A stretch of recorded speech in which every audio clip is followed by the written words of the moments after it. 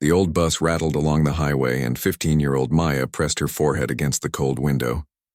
She'd been traveling for nearly 3 hours now, watching the countryside slowly transform into a bustling city. Her stomach churned with a mix of excitement and pure terror. Today was the day that could change everything. In her lap sat a worn backpack that had seen better days. The zipper was broken on one side, held together with a safety pin her mom had attached last night. Inside was her most precious possession, sheet music that once belonged to her grandmother. The pages were yellow and fragile, some held together with Scotch tape that had turned brown with age.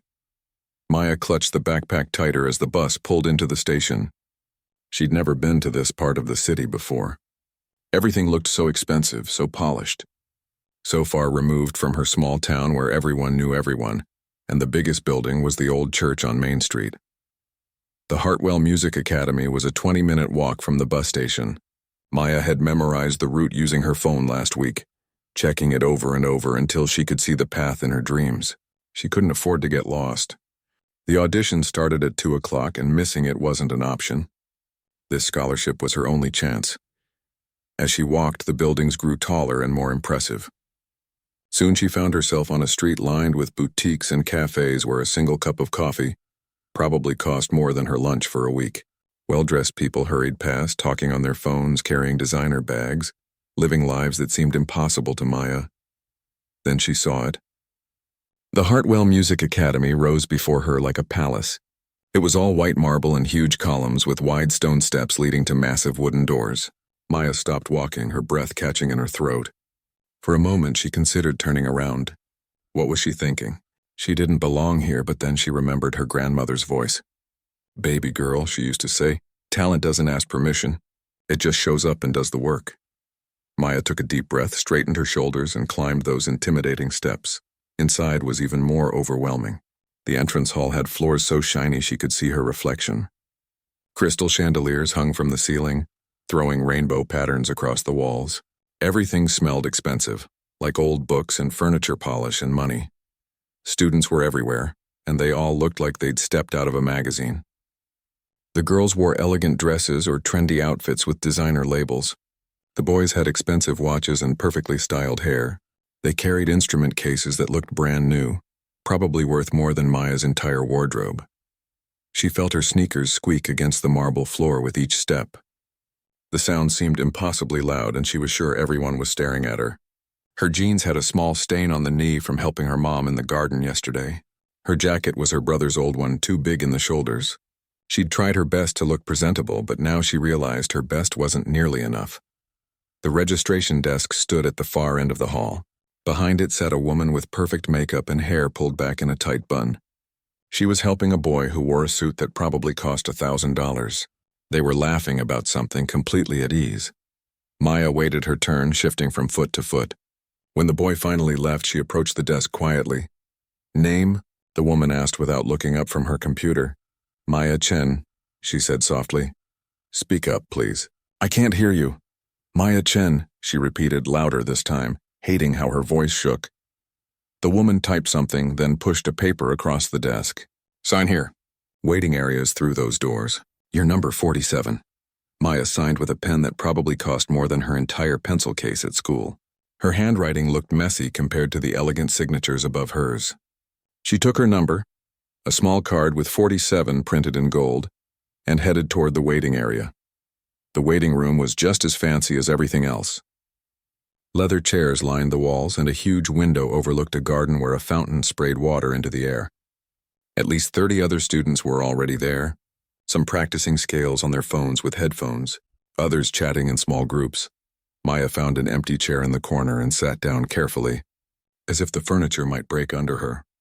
She pulled out her sheet music, needing something familiar to calm her nerves.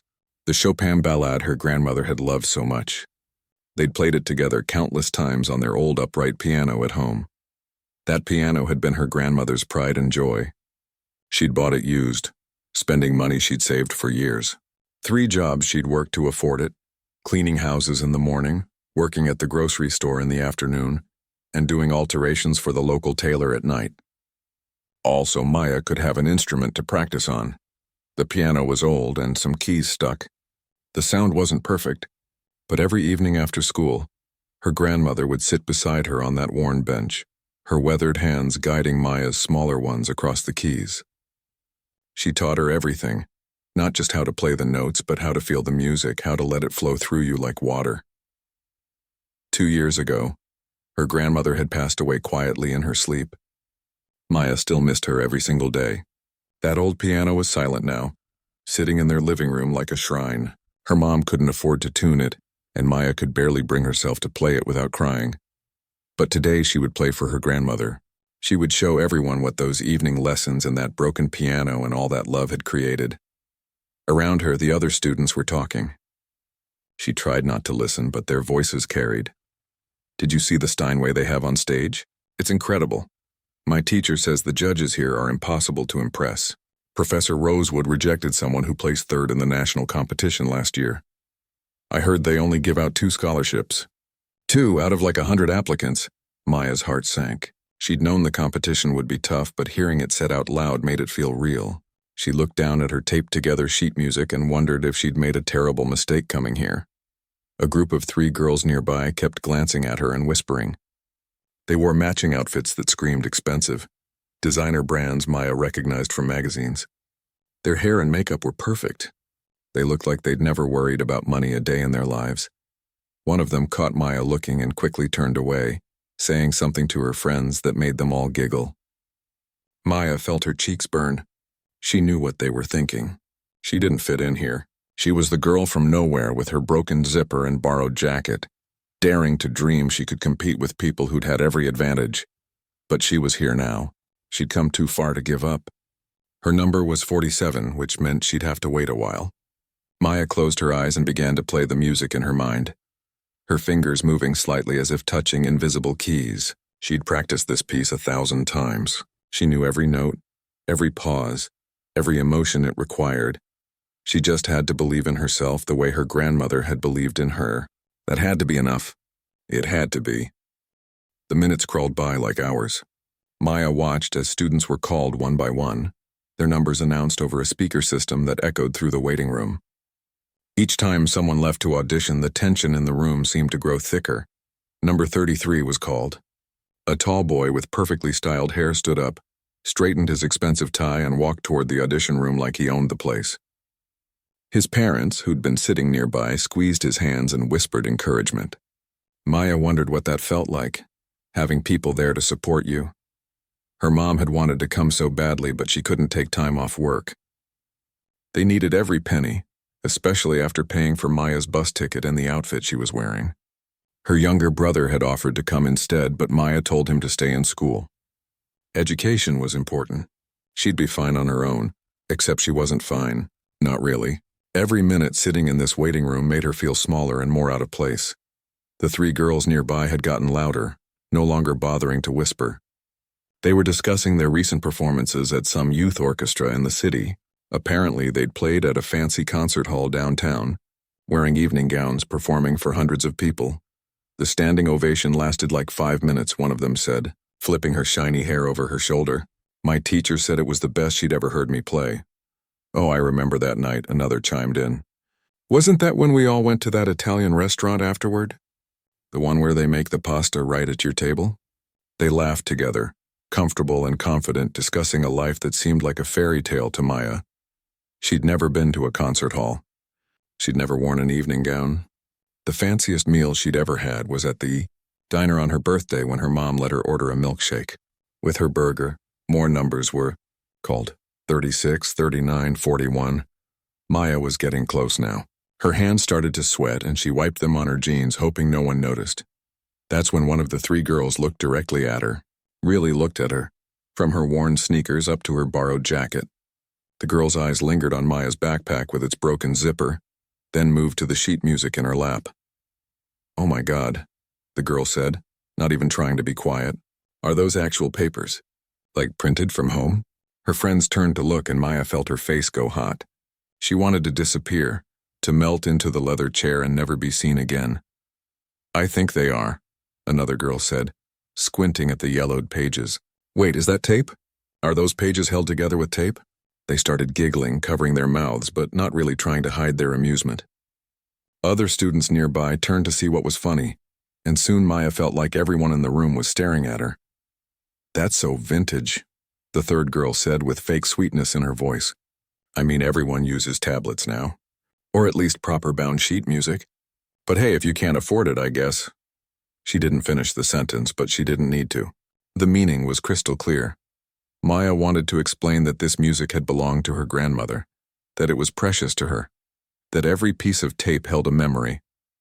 But her throat felt tight and the words wouldn't come. She just sat there, holding the papers closer to her chest, wishing she could disappear. "Do you think she's actually here for the audition?" one of them whispered, though loud enough for half the room to hear. "Or maybe she's here for something else. Maybe she's someone's assistant or something. Or maybe she thought this was open to the public, like a free concert or something." Their laughter got louder. A few other students joined in, not knowing what was funny but not wanting to be left out. Maya felt tears burning behind her eyes, but she refused to let them fall. She wouldn't give them that satisfaction. She stared down at her grandmother's handwriting in the margins of the sheet music, little notes scribbled in pencil over the years. "Feel this part," one note said. "Like your heart is breaking." Another said, "Joy here. Let it sing." Her grandmother's voice echoed in her memory. "People who judge a book by its cover never get to read the beautiful story inside, baby girl. Their loss, not yours." But right now it sure felt like her loss. Number 43 was called, and a girl with a violin case that probably cost more than a car stood up gracefully. She walked past Maya without a glance, her expensive perfume trailing behind her. "4 more until it's your turn," one of the mean girls said, looking at Maya with mock sympathy. "Are you nervous? I mean, this is probably your first time in a place like this." Maya didn't respond. She kept her eyes on her music, trying to block out their voices, trying to remember why she'd come here in the first place. "I'm just saying, this is Hartwell Music Academy," the girl continued, clearly enjoying herself. "The judges here have heard students from all over the world. They've trained concert pianists and symphony musicians. The standards are incredibly high. Maybe you should have practiced somewhere with a proper piano first," another suggested, her tone dripping with false concern. "I mean, no offense, but if you learned on some old beat-up instrument, you might not be ready for a professional-level Steinway." No offense was always followed by something offensive, Maya had learned. She bit her lip and said nothing. The girls exchanged looks, disappointed that Maya wasn't reacting. They wanted a show, wanted her to cry or argue or run away. But Maya had learned long ago that some battles weren't worth fighting with words. Sometimes the best response was silence and dignity. Still, their words dug deep. What if they were right? What if her grandmother's old piano had taught her wrong? What if the way she played wasn't good enough for this level of competition? Number 44, 45. Maya's heart started racing. She was next, or almost next. She could hear applause from behind the audition room doors every time a performance ended. Some applause was polite and brief. Other times it was enthusiastic and long. She wondered what kind of applause she'd get. If any, a man in a suit came out of the audition room and called number 46. A boy with slicked back hair and the confidence of someone who'd never doubted himself stood up and marched toward the doors. Maya was next. She stood up slowly, her legs feeling shaky. The 3 girls noticed and exchanged grins. "Good luck," one of them called out in a sing-song voice. "You're gonna need it." Maya ignored them, focusing on taking deep breaths. In and out, calm and steady. She'd come too far to let mean girls shake her confidence now. But as she stood there waiting for her number to be called, doubt crept in like a cold fog. Everyone here seemed so sure of themselves, so polished, so prepared. They had expensive clothes and fancy music sheets and probably private teachers who charged hundreds of dollars per hour. All she had was an old woman's love and a broken piano's worth of memories. Was that really enough? The audition room doors opened, and the confident boy walked out, grinning. His parents rushed up to hug him, asking how it went. He'd clearly done well. Then the man in the suit looked at his clipboard and called out, "Number 47. Maya Chen, this was it. No turning back now." Maya picked up her backpack and her precious sheet music and walked toward those doors, feeling like she was heading toward either her greatest triumph or her most devastating failure. Behind her, she heard one of the girls whisper to her friends, "This is going to be entertaining." Maya's hands trembled as she reached for the door handle, but she squared her shoulders, lifted her chin, and walked through. Whatever happened next, she would face it head on. just like her grandmother taught her. She just wished her grandmother could be here to hold her hand one more time. The audition room was massive. Maya stepped through the doors and felt like she'd entered a cathedral. The ceiling stretched up impossibly high, with ornate moldings and paintings of famous composers looking down at her. Rows of red velvet seats filled the space, and at the far end sat the audition panel, 3 people behind a long table covered with papers and water bottles. But what really took her breath away was the piano. It sat center stage under a spotlight, gleaming like a jewel. The wood was so black and shiny that Maya could see the ceiling reflected in its surface. This wasn't just any piano. This was a concert grand Steinway, the kind she'd only seen in videos online. The kind professional pianists traveled across the world to play. Maya's steps echoed in the quiet room as she walked down the aisle. She could feel the judges watching her, though she couldn't make out their faces clearly with the spotlight in her eyes. Behind her, she heard the doors open again. People were filing in, other students and parents who'd finished their auditions and now sat in the audience to watch the remaining performances, including those 3 girls. Maya reached the stage and climbed the short steps carefully. The piano looked even more magnificent up close. Its keys were perfectly white and black, not yellowed like the ones on her grandmother's old upright. She could see her reflection in its polished surface, a nervous teenage girl who suddenly looked very small and very out of place. She approached the piano bench slowly, almost reverently. This instrument was probably worth more than her house. $200,000, she'd heard someone say earlier. That kind of money seemed unreal to her. That was enough to pay off her mom's mortgage, fix their leaky roof, send her brother to college, and still have money left over. And she was supposed to just sit down and play it like it was nothing. Her hand reached out to touch the smooth wood, and that's when it started. "Wait," someone shouted from the audience. Maya froze, her hand hovering above the piano. She turned to see who'd spoken. It was a boy in an expensive-looking suit standing up in his seat about halfway back. "Is she actually going to play that piano?" he asked, looking at the judges with genuine concern in his voice. Confused murmurs rippled through the audience. Maya felt her stomach drop. One of the judges, an older woman with gray hair pulled back in a bun, leaned forward. "Yes, of course. That's why we're all here. Please proceed," she said to Maya, though her voice sounded uncertain. But the damage was done. The boy's outburst had drawn everyone's attention to something they'd apparently been thinking, but not saying out loud. "With all due respect," the boy continued, emboldened now, "that's a $200,000 instrument. It's one of the finest pianos in the country. Shouldn't we be careful about who touches it?" Maya felt like she'd been slapped. Her face burned with humiliation. She looked down at her hands that had touched thousands of piano keys over the years but suddenly seemed unworthy. "Young man, please sit down," another judge said, a balding man with glasses. "Every student here has the right to audition." "I'm just saying," the boy pressed on, not sitting down. "Some of us have been trained at conservatories. We know how to handle instruments like this. But if someone's never played a professional piano before, they might what? Break it?" The third judge, a younger woman with dark hair, cut him off. "These instruments are built to be played. That's their purpose," but it was too late. The seed of doubt had been planted and others in the audience latched onto it. "He has a point," someone muttered. "Where did she even come from?" another voice asked. Then the 3 mean girls from the waiting room stood up, and Maya's heart sank even further. "This isn't a public library," one of them called out, her voice dripping with condescension. "You can't just walk in off the street and expect to use a piano like that. Does she even know what she's doing?" Another added, "I mean, look at her music. It's falling apart." Laughter rippled through parts of the audience. Not everyone was laughing. Some people looked uncomfortable and a few parents shook their heads disapprovingly at the disruption. But enough people joined in that the room filled with a cruel, mocking energy. Maya stood frozen at the piano, her hand still hovering in the air, unable to move forward or backward. Tears stung her eyes. She'd known she didn't fit in here, but she never imagined they'd actually try to stop her from playing. "This is ridiculous," a woman in the front row said loudly.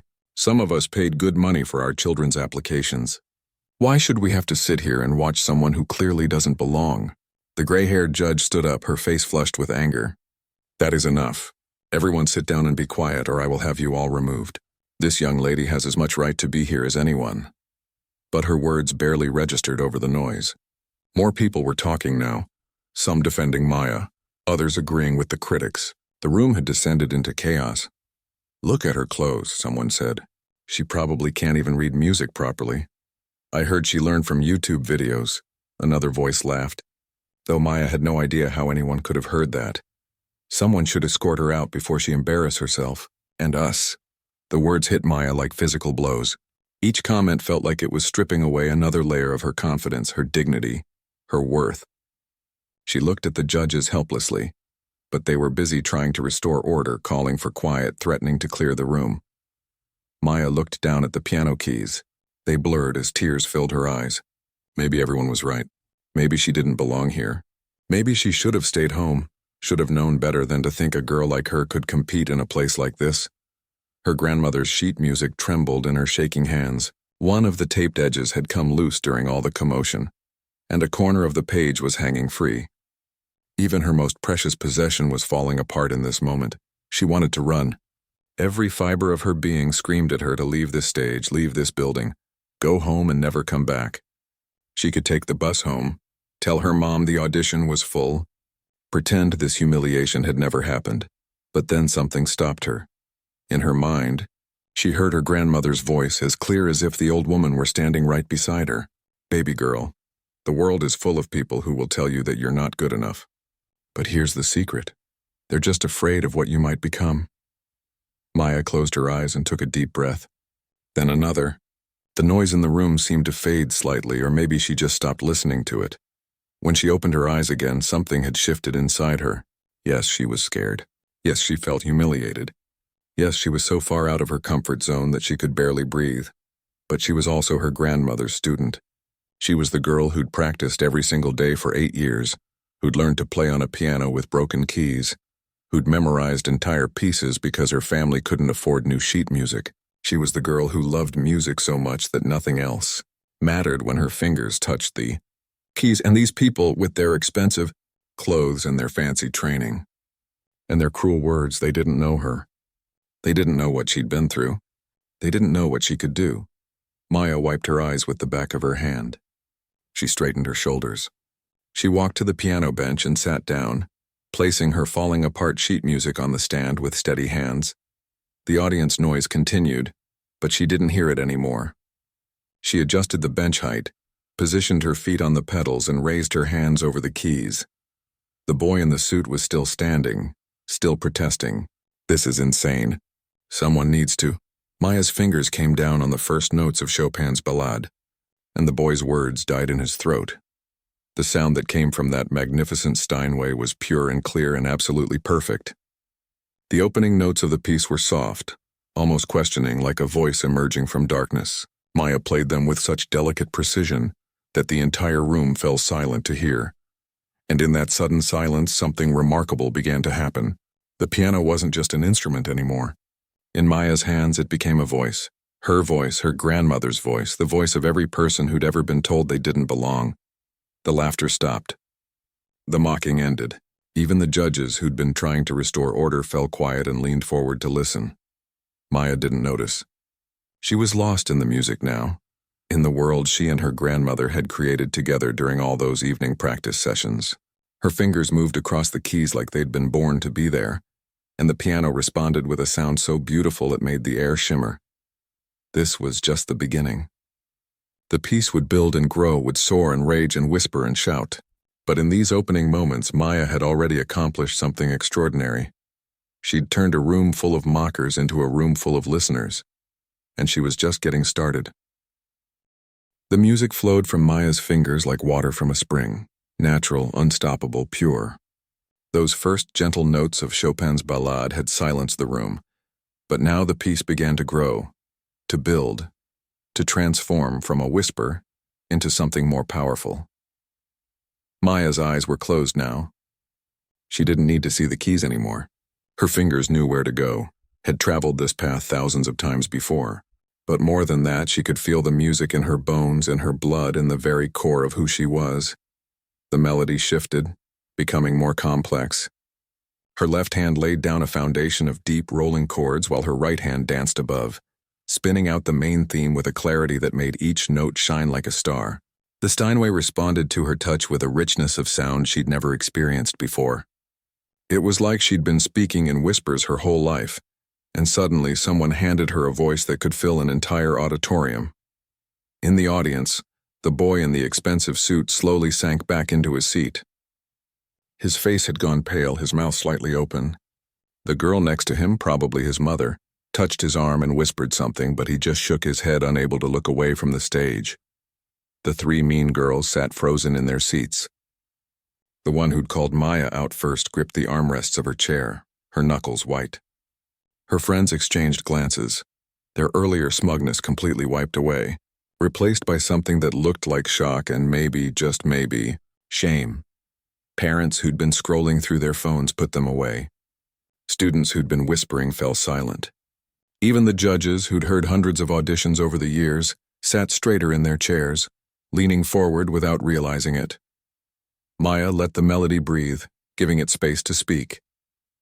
This was what her grandmother had taught her, that music wasn't just about hitting the right notes at the right time. It was about conversation, about telling a story, about making people feel something they'd forgotten they could feel. The piece moved into a faster section, and Maya's fingers flew across the keys. Her hands crossed over each other, jumping from one end of the keyboard to the other with impossible precision. The music became playful, almost teasing, like a child running through a garden. But underneath that lightness was something deeper, a hint of sadness, of longing, of questions that had no easy answers. This was the section where her grandmother used to smile. "See how Chopin plays with us?" she'd say. "He gives us joy, but he reminds us that joy never lasts forever. That's what makes it precious." Maya remembered practicing this part over and over, frustrated because she couldn't get the feeling right. The notes came easy enough, but capturing that bittersweet emotion seemed impossible. One evening, her grandmother had told her a story about her own childhood, about a summer when she was young and everything felt possible, and how that feeling had faded when autumn came but stayed in her memory forever. "That's what this music is," her grandmother had said.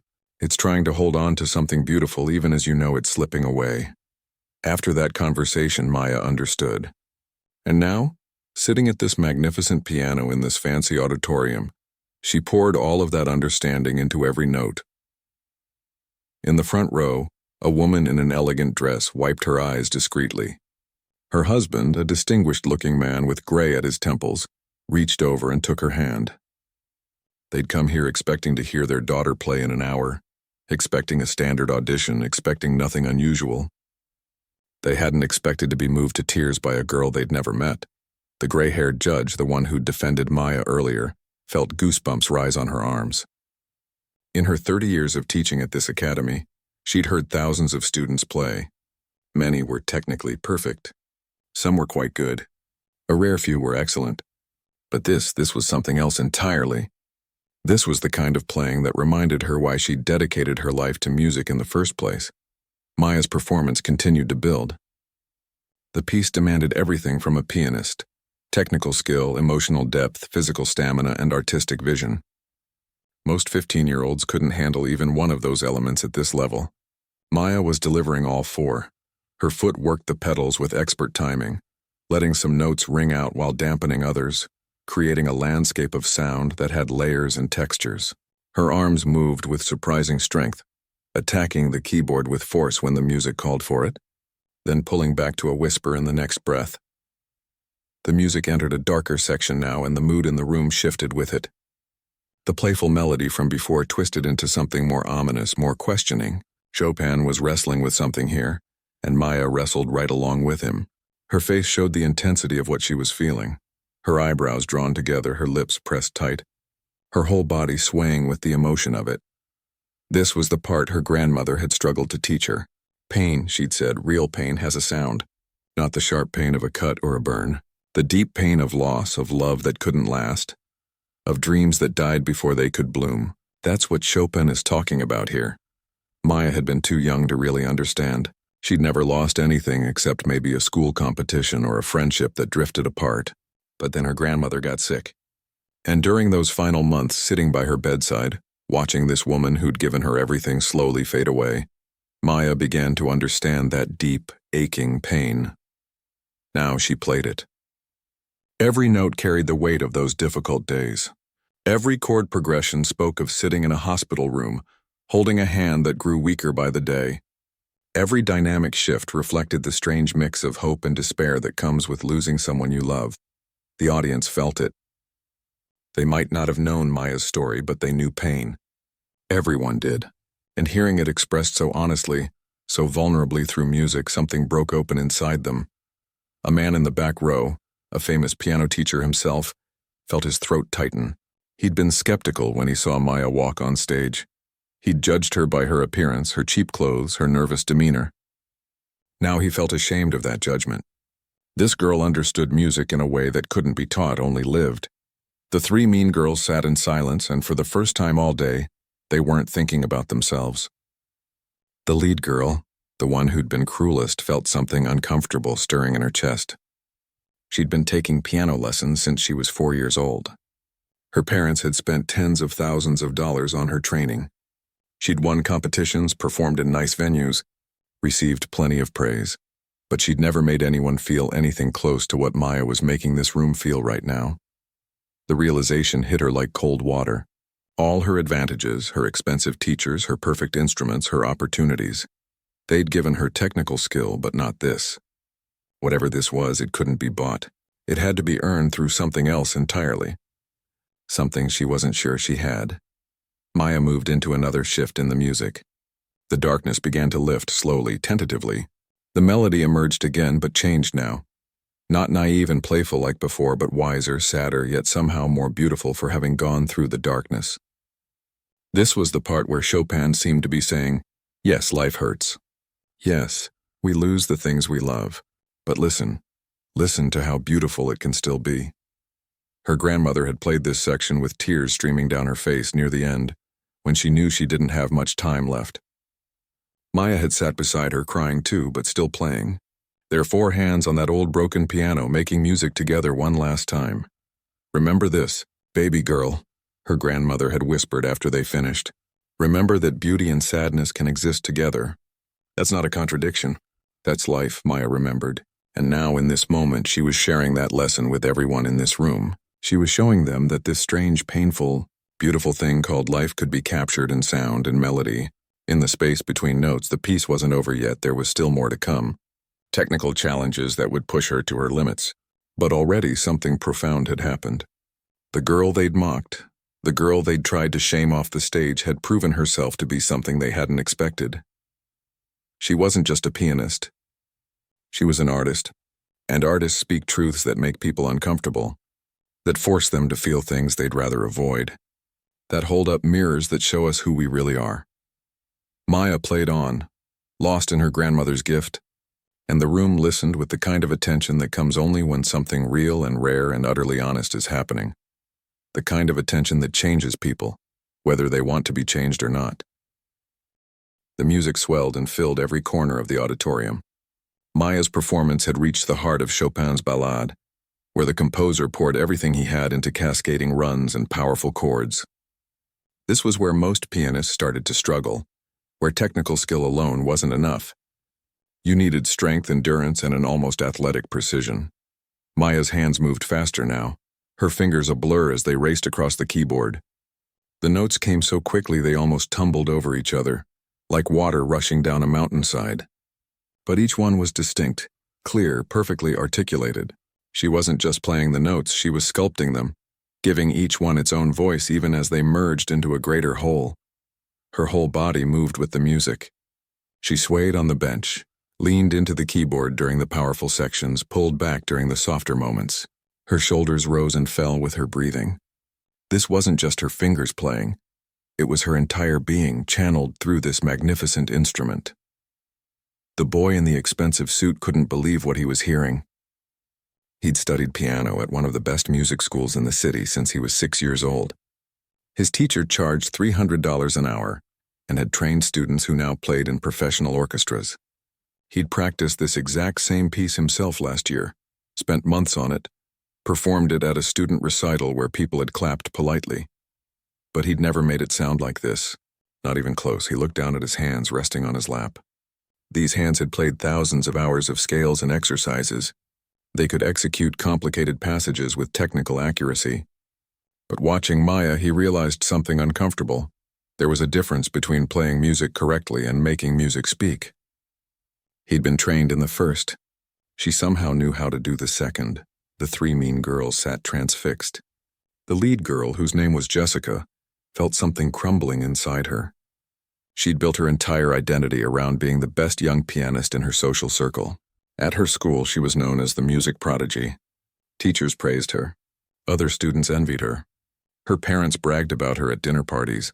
But sitting here listening to Maya play, Jessica understood with crushing clarity that she'd been a big fish in a small pond. Maybe not even a big fish, just someone who'd convinced herself she was big because she'd never seen what truly exceptional looked like. Her friend next to her whispered, "Is this really happening?" Jessica couldn't answer. Her throat felt tight, and she wasn't sure if she wanted to cry from shame or from the sheer beauty of what she was hearing. Maybe both. In the audience, the famous piano teacher who'd judged Maya by her appearance had pulled out his phone, not to scroll through social media, but to search for his notepad app. He started typing frantically, capturing his thoughts about what he was witnessing. This was the kind of performance he'd tell his students about for years to come. This was the kind of moment that reminded people why music mattered. He wrote, "Technical perfection combined with emotional maturity far beyond her years. She understands the architecture of the piece, how each section connects to and comments on the others. But more than that, she understands what Chopin was trying to say about the human experience. How does a 15-year-old know this?" The gray-haired judge, Professor Catherine Rosewood, felt tears rolling down her cheeks. She didn't bother wiping them away. Let people see. This deserved tears. This deserved standing ovations and scholarships and whatever else they could offer this remarkable young girl. Catherine had been teaching at Hartwell Academy for 3 decades. She'd seen talented students come and go. Some became professional musicians. Others discovered that talent wasn't enough and moved on to other careers. A few, very few, had that special something that transcended talent and training and entered the realm of artistry. Maya had it. Whatever it was, that indefinable quality that made people stop everything and listen, this girl had it in abundance. The younger judge next to her, Professor James Liu, leaned over and whispered, "Are you seeing this?" Catherine nodded, unable to speak. "I've never—" James started, then stopped. He didn't need to finish. They both knew what he meant. In all their years of hearing auditions, they'd never encountered anything quite like this. Maya entered one of the most technically challenging sections of the entire piece. Her hands had to cross over each other repeatedly, jumping from high notes to low notes and back again in rapid succession. One wrong move, one mistimed jump, and the whole thing would fall apart. She executed it flawlessly. Her right hand leaped across 2 octaves to strike a high note, then dove back down to meet her left hand in the middle register. Her fingers seemed to know exactly where to go without her eyes even checking. This kind of muscle memory came from years of practice, from playing the same passage hundreds of times until it became part of your body's knowledge. But it was more than just memory. There was an intelligence in how she approached each jump, each crossing. She adjusted her body position slightly to make each movement easier. She used the weight of her arm to help her fingers strike the keys with the right force. She'd clearly thought deeply about the ergonomics of the piece, about how to play it efficiently without wasting motion or energy. This wasn't something you could learn from YouTube videos or old sheet music. This was the result of someone studying their craft with serious dedication, solving problems through experimentation and thought and relentless practice. A woman in the audience grabbed her husband's arm. "That's impossible," she breathed. "She's making it look easy, but I know how hard that section is. My daughter spent 6 months just trying to get through it without mistakes." Her husband nodded slowly, mesmerized. He didn't know anything about piano, had been dragged to this audition reluctantly, had been planning to check his work emails during the performances. Now he couldn't look away. The music had grabbed him, pulled him into its world. He felt things he couldn't name, nostalgia for something he'd never experienced, hope for something he couldn't define, sadness for losses he'd forgotten about. That was the power of what Maya was doing. She wasn't just playing for the people who understood music theory and composition. She was speaking in a universal language that bypassed the brain and went straight to the heart. The music built to what felt like a climax, the volume swelling, the chords becoming denser and more complex. Maya leaned into the keyboard, her small frame somehow generating enormous sound from the instrument. The Steinway responded with a richness that filled the auditorium, the notes reverberating off the high ceiling and ornate walls. Then, just when it seemed the music couldn't get any bigger, Maya pulled back. The volume dropped suddenly, dramatically. The melody returned, but quieter now, more intimate. It was like she'd taken the audience to the top of a mountain and now was guiding them back down, but by a different path than they'd climbed. This dynamic control, the ability to shape volume and intensity with such precision, was something professional musicians spent years trying to master. Maya did it instinctively, naturally, as if the music itself was telling her how loud or soft to play, and she was simply listening and obeying. Professor Catherine Rosewood had stopped taking notes. There was no point. You couldn't capture this on paper. You could only experience it, let it wash over you, and hope you'd remember even a fraction of it afterward. She glanced at her fellow judges. Professor Liu had his eyes closed, completely lost in the music. The third judge, Professor Diana Martinez, was watching Maya with an expression of wonder, like a child seeing their first snowfall. They'd have to talk after this audition, the three of them. They'd have to figure out what to do with a talent like this. The scholarship they were offering suddenly seemed inadequate. This girl needed more than just free tuition. She needed mentorship from the best teachers they could find. She needed opportunities to perform, to develop, to share this gift with the world. But those were problems for later. Right now, all that mattered was this moment, this performance, this extraordinary girl making this extraordinary music. Maya transitioned into another section, and the mood shifted again. The melody became more questioning, more uncertain. It was as if Chopin was asking, "After everything we've been through, after all this beauty and pain, what does it all mean?" Maya played this section with a vulnerability that made it feel like she was asking the question herself. Her touch on the keys became more delicate, more hesitant. The notes seemed to float in the air, hanging there like a question that had no answer. Some students in the audience who'd been so cruel earlier couldn't meet each other's eyes now. They'd tried to humiliate this girl based on how she looked, on assumptions they'd made about who she was and what she was capable of. They'd laughed at her clothes, her sheet music, her nervousness. Now they understood what they'd almost robbed themselves of. If they'd succeeded in chasing her off that stage, they would have missed this. They would have gone home thinking they'd protected some imaginary standard, never knowing they'd turned away something precious. The realization settled over them like a weight. Some felt ashamed, others felt defensive, already crafting excuses for why they'd acted that way. But a few, like Jessica in the front, felt something deeper. The piece was entering its final movement now, and everyone in the auditorium knew what was coming. Those who'd studied this ballade understood that Chopin had saved his most difficult passages for the end. A test not just of technique, but of stamina, focus, and sheer determination. Most pianists approach this section with visible tension, their faces tight with concentration as they tried to navigate the treacherous musical waters ahead. But Maya's face showed something different. Not ease exactly, but a kind of peaceful intensity. She knew what was coming, had prepared for it, and was ready. Her hands positioned themselves over the keys. There was a brief pause, a moment of gathered breath, and then she launched into a passage that made the entire audience lean forward in their seats. The notes came faster than seemed humanly possible. Her fingers flew across the keyboard in patterns so complex they looked like some kind of elaborate dance. Scales ran up and down the piano, each note crystal clear despite the speed. Arpeggios spread across multiple octaves, her hands leaping from one end to the other with fearless precision. The boy in the expensive suit had tried to learn this section last year. He'd practiced it for weeks under his teacher's guidance, breaking it down into small chunks, working on the hand coordination, building up speed gradually. Even after all that work, he'd never quite gotten it right. There was always a stumble here, a blurred note there, a moment where his hands didn't quite coordinate. Maya played it like she was simply telling a story, as natural as breathing. What made it even more remarkable was that she wasn't sacrificing musicality for technical display. Every impossible run, every lightning-fast scale still had shape and purpose. She emphasized certain notes within the patterns, creating melody lines that sang out even in the midst of all that motion.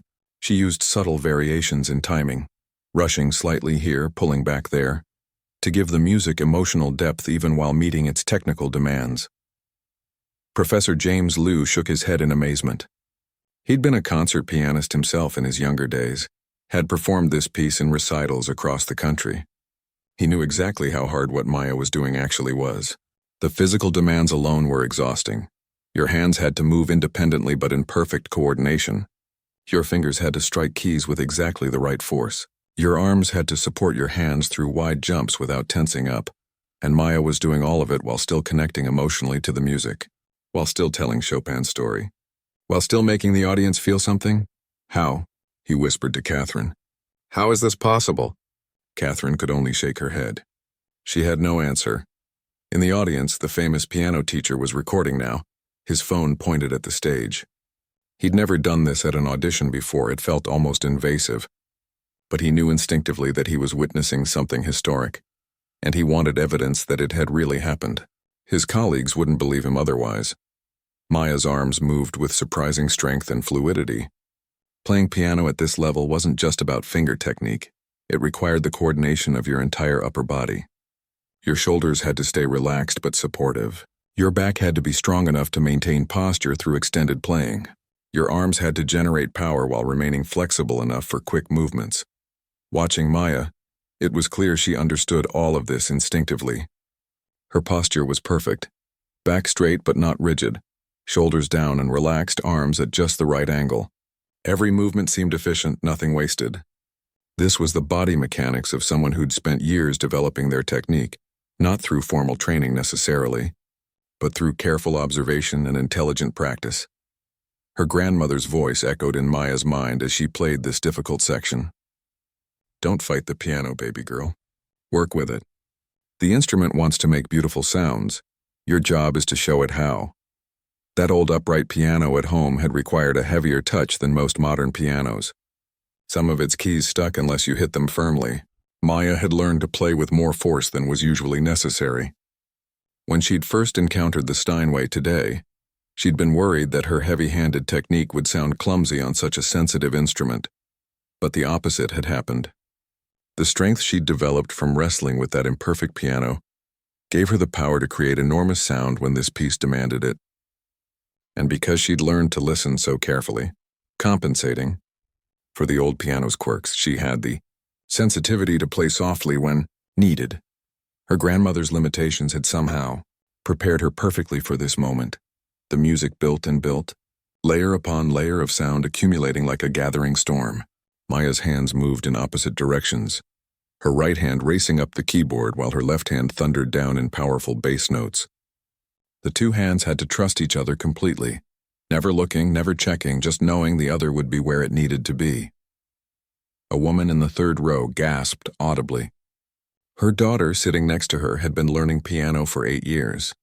The woman had listened to countless practice sessions, recitals, competitions. She thought she understood what good piano playing sounded like. This made everything she'd heard before seem like mere preparation for understanding what excellence actually meant. The technical passages continued, but Maya never lost the emotional thread. Even in the most virtuosic moments, she found ways to make the music sing. A slight emphasis on a particular note within a run could create a sense of yearning. A tiny pause before a chord could build anticipation. These were choices that couldn't be written. In the sheet music, they came from deep musical understanding. Professor Diana Martinez was making mental notes of everything she wanted to discuss with Maya after this audition. Where had she learned to phrase like that? How had she developed such strong technique without formal conservatory training? What other repertoire had she studied? This girl needed to be nurtured, given opportunities, connected with resources that could help her develop even further. But Diana also felt a small worry. Sometimes when students with natural talent were exposed to formal training, something got lost. Teachers tried to correct things that weren't actually problems. Formal education could sometimes sand down the rough edges that made a performance unique and powerful. Maya would need teachers who understood that her unconventional path had given her gifts that shouldn't be fixed. Music climbed toward what felt like an impossible peak. The chords became denser, the rhythm more driving, the volume swelling until the auditorium vibrated with sound. Maya threw her whole body into it, her hands crashing down on the keys with controlled force, her foot working the sustain pedal to let the notes ring out and blend together into a wash of harmonic richness. This was the moment where Chopin seemed to be saying, "Yes, life is difficult. Yes, the challenges are real. But look at what we can create when we face those challenges with everything we have." And then, at the very height of that intensity, Maya did something unexpected. Something that showed she didn't just know the notes. She understood Chopin's artistic vision. She created a tiny moment of silence. It was barely a beat, just a fractional pause after a massive chord. But in that silence, the audience could hear the echo of everything that had come before. All the themes, all the emotions, all the questions the piece had raised seemed to hang in the air in that brief pause. Several people in the audience stopped breathing. Then Maya continued, but softer now, the music transitioning into something more reflective. After all that sound and fury, this quieter passage felt like a revelation, like someone opening a door after a storm and stepping out to see the world washed clean. Her fingers moved with incredible delicacy now, picking out individual notes that sparkled like drops of water. The contrast with what had come before made this section even more beautiful. She was showing everyone that power wasn't always about being loud. Sometimes the quietest moments were the most powerful. Jessica, the mean girl in the front row, had tears streaming down her face now. She'd spent years chasing technical perfection, trying to play faster, cleaner, more accurately. Her teachers had praised her precision. Competitions had rewarded her consistency. But precision wasn't art. Consistency wasn't beauty. And sitting here, watching and hearing Maya, Jessica understood what she'd been missing all along. Music wasn't about showing off how well you could execute difficult passages. It was about communication, connection, transformation. It was about taking the audience on a journey and bringing them back changed. The piece wasn't over yet. There was still one more section to come, the final statement before the ending. But Maya had already proven something that everyone in the room now understood. She wasn't just a talented student hoping for a scholarship. She was a young artist with something important to say, and the skill to say it beautifully. The Steinway sang under her hands, its legendary sound quality allowing every nuance of her playing to shine through. The instrument seemed almost grateful to be played by someone who understood its potential, who could coax from it sounds that most pianists never discovered. Maya's face showed the strain now. She was human after all. And this piece demanded everything from a performer. Sweat beaded on her forehead. Her breathing had become deeper, more labored. The final section of Chopin's ballad emerged like dawn breaking after a long night. Maya's fingers moved with renewed purpose, bringing back themes from earlier in the piece but transformed now. Enriched by everything that had come between, the melody that had started as a question now sounded like an answer. Not a simple answer, but one that acknowledged complexity and still found hope. She played the closing measures with a combination of power and tenderness that shouldn't have been possible, but somehow was. The music built one last time, swelling toward a conclusion that felt both inevitable and surprising. Her hands raced across the keys in a final flourish, each note perfectly placed, perfectly timed, perfectly felt. And then came the last chord. Maya brought her hands down with gentle finality, letting the notes ring out into the auditorium. She held the sustain pedal down, allowing the sound to gradually fade, not cutting it off but letting it die naturally, the way a sunset fades rather than switches off. The sound dissipated into silence. Maya lifted her hands from the keys and let them rest in her lap. She sat very still, her eyes closed, her chest rising and falling with deep breaths. For a moment she seemed unaware that she was in an auditorium at all. She was still in that other place, that space where music lived. The silence held for 1 second, 2 seconds, 3. It felt like the entire room was holding its breath, unable to process what had just happened, unable to transition back to the ordinary world after being transported somewhere extraordinary. Then someone stood up. It was Professor Catherine Rosewood, the gray-haired judge. She rose from her seat behind the judge's table, her hands coming together in applause that started slowly but quickly gained strength and volume. The sound broke the spell. The entire auditorium exploded. People jumped to their feet like they'd been shocked with electricity.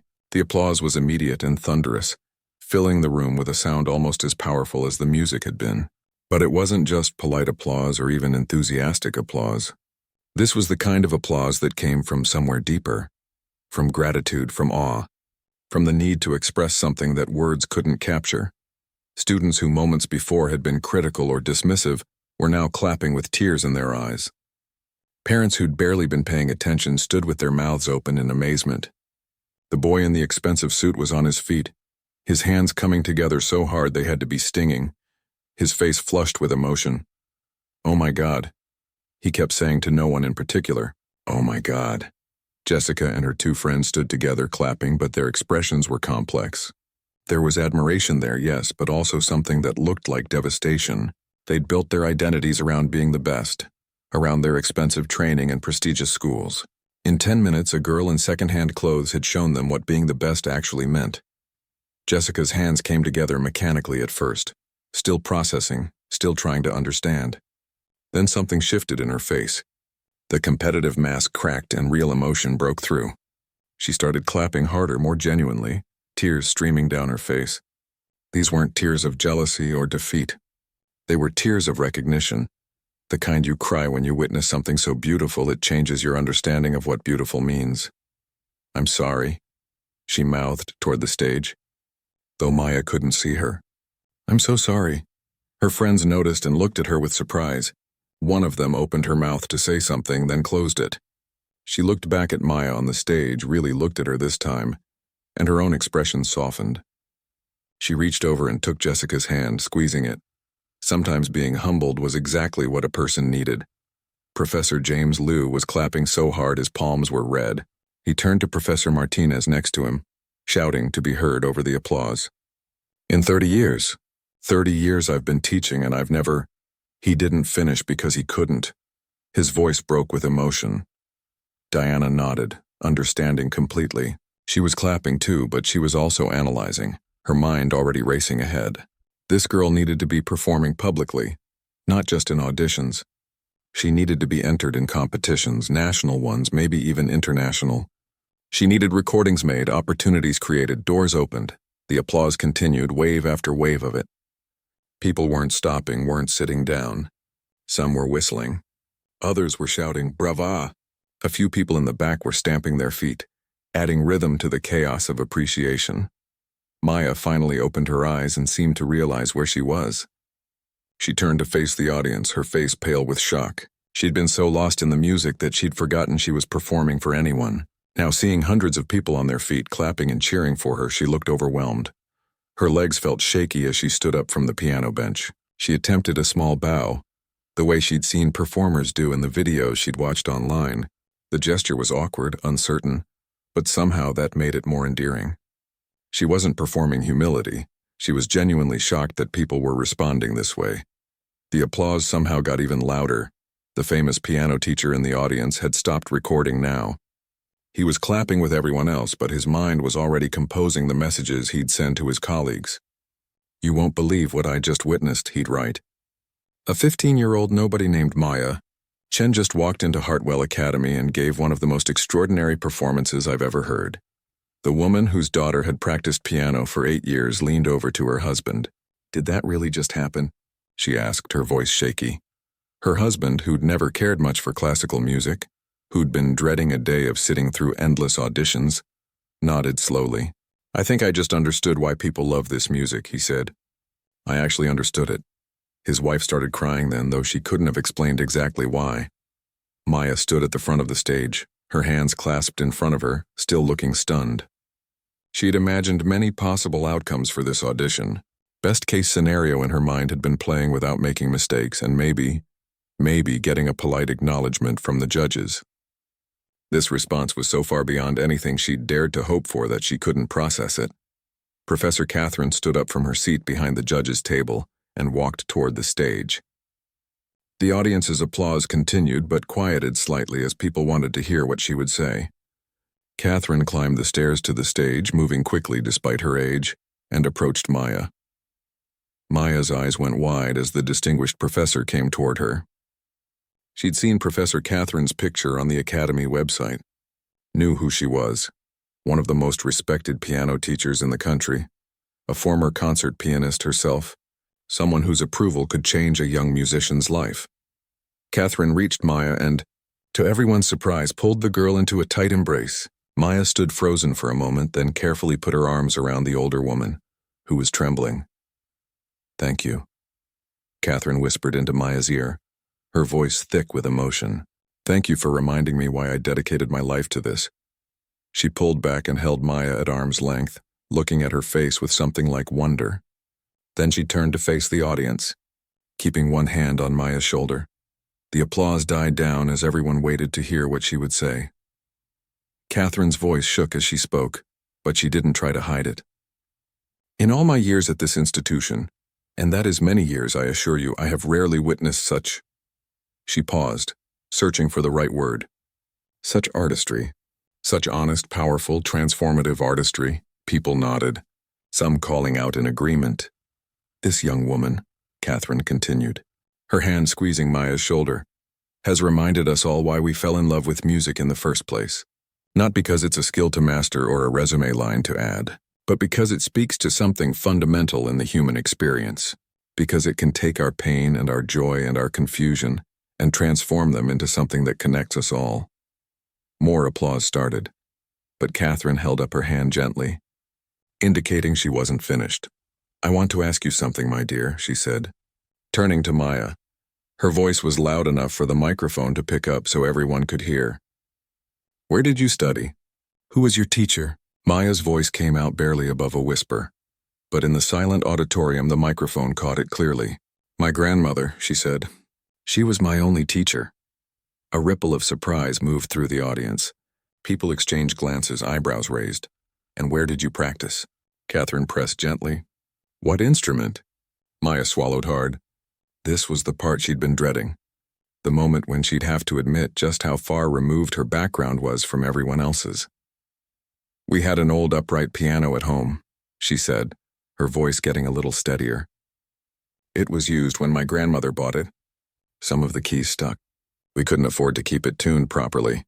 The auditorium went completely silent now. Even the professors at the judges' table looked stunned. "And your grandmother?" Catherine asked softly. "What was her training?" Maya's eyes filled with tears. "She never had formal lessons. She taught herself. She worked 3 jobs to buy that piano for me. We practiced together every evening after she came home from work. Maya's voice broke. "She passed away 2 years ago." The auditorium slowly began to empty, but people lingered, not wanting to leave, as if staying in the space where something miraculous had happened might let them hold on to the feeling a little longer. Small groups clustered in the aisles, talking in animated voices about what they'd just witnessed. Parents pulled out their phones to call friends and family, struggling to find words adequate to describe the experience. Maya stood backstage in a small hallway, still trembling.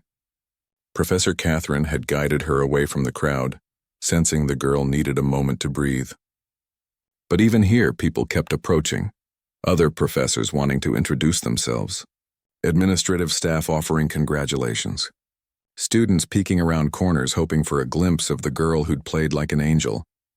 "You should sit down," Catherine said gently, noticing Maya's pale face and shaking hands. She guided her to a bench against the wall. "You've just done something extraordinary, dear. Your body needs a moment to catch up with what just happened." Maya sank onto the bench gratefully. Her arms ached, a deep, satisfying ache that came from using muscles fully.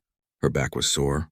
Her fingers tingled, but none of that compared to the emotional exhaustion. She felt like she'd run a marathon while also experiencing every feeling a human could possibly have.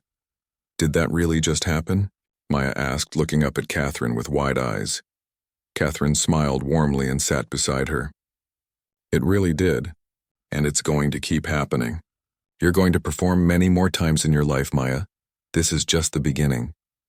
The reality of that statement hit Maya like a wave. The beginning.